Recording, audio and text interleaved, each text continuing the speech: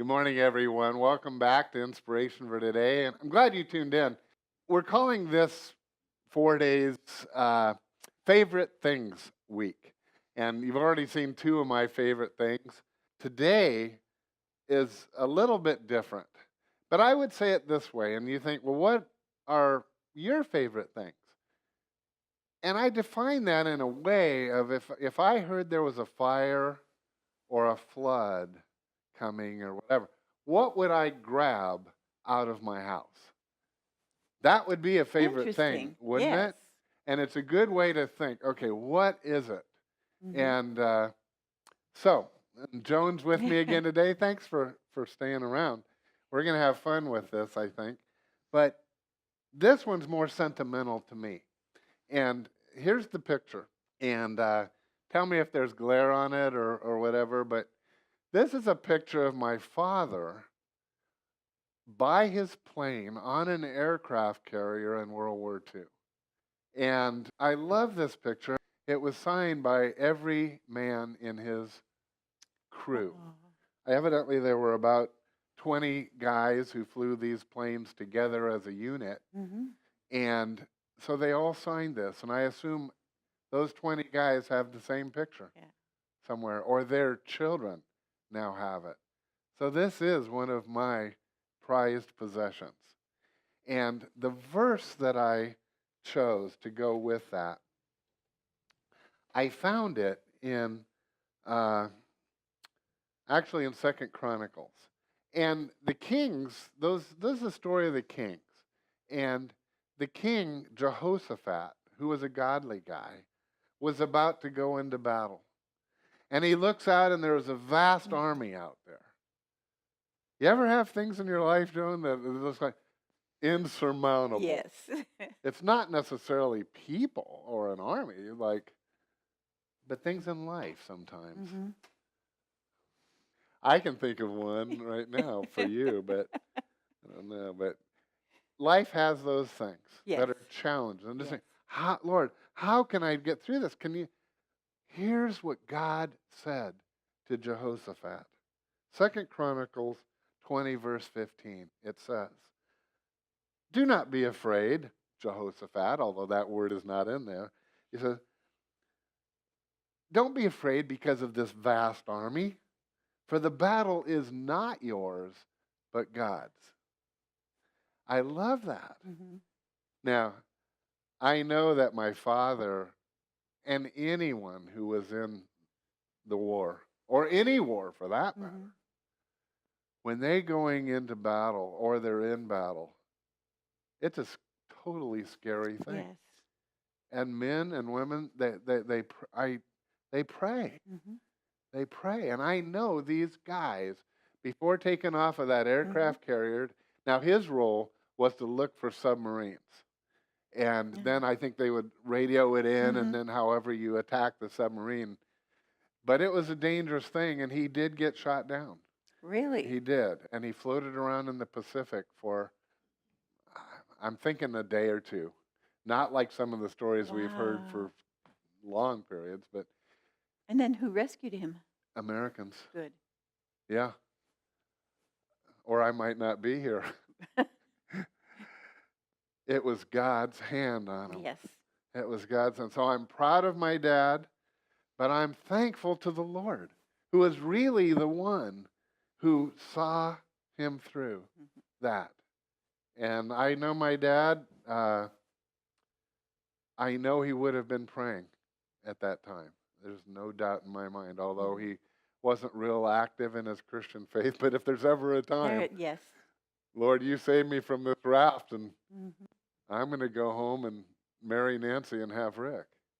I don't know. He didn't pray that specifically, probably. But anyway. Well, Joan, how about your folks? You were telling me a little bit about your folks. And where are you from, by the way? Well, I was born in San Francisco, but when I was 18 months old, my parents moved to Clear Lake. So in Clear my Lake, California? Yes, it's about Uh, an hour and a half north of San Francisco. Oh, One of the largest natural lakes in California. yeah. Not a little lake. It's over 100 miles of shoreline. It's kind of on the interior part. A little bit, yeah. Yeah, it's in the Napa And no, Above Napa. north of Napa. Yeah, Mhm. no, So I grew up yeah. with a lake in my backyard. So when you talk about what is your favorite things, one of my favorite things is to swim. I don't remember learning how to swim. I just know that I've swam all my life Yeah. because I had a lake in my backyard. Uh, and What a blessing. my dad Yeah, was that is a really, favorite thing. yeah, my dad was real clever. He built this little cabin on this property on the lake for us to live in. And then when we moved up there, he built Oh, another building, which was our house then, and a shoe store and a shoe repair shop. And then he later built 2 more cabins. So as I'm growing up in the summertime, we had these guests coming, families that would come for a week or 2 at a time. And I had lots of kids to play with and a lake to swim in, and it was pretty nice. so was the city called Clear Lake? Is that because you have to if you have a shoe store, there has to be people. Well, when I graduated from high school, the population was finally 1,000. So yes, it was a small Well, town. he didn't sell many shoes, but on He, the other hand, you but don't need so much he because worked it's as a contractor, and yeah. then during the summer months, we rented out the 3 cottages. Oh, So that was how they made their living. yeah, yeah, So, and I always felt like that was such a blessing for me because I learned so many of life's things. yeah. I learned about retail. I learned what had to be done with Oh, yeah. washing sheets and towels and cleaning the cabins for the next people to come So in you and all helped those do things. that. Not as much as my older sisters did, but Yeah. and at one point, Dad bought us a sailboat, and I was little. What kind? My sisters are That's too much detail. 8 and 12 years older than I am, so they were Yeah. allowed to sail it, but I wasn't. But I could go Oh, with them if I put my life jacket on. that's great. Good Well, times. life, you see, even that, getting by, that's an Mhm. adversity. I don't know what the adversity is that you are facing today as you watch this show, but we all have them. There is none of Mhm. us who doesn't have something challenging in their life. Exactly. Sometimes it's health things, it's often money things, Mhm. it's often, oh, I have to go do this. I just want, folks, for you to remember this verse. Again, to Jehoshaphat, God said through a prophet, he said, do not be afraid or discouraged because of this vast army. For the battle is not yours, but God's. It's God's if you depend on him, of course. You need Mhm. to give it over to him, and he will see you through it. And he That's goes fun. before. And I just want to live my life depending on the Lord for those things, Mhm. because I can't do it. It's fun for me to look back on my life now and see those times when he was in my life that I didn't notice it at the time. Oh, But when you look back, it's obvious that he was yes. there. Wow. Do you think of one specific anything? Or? I can think of a couple of things that happened in my life that I knew he was there.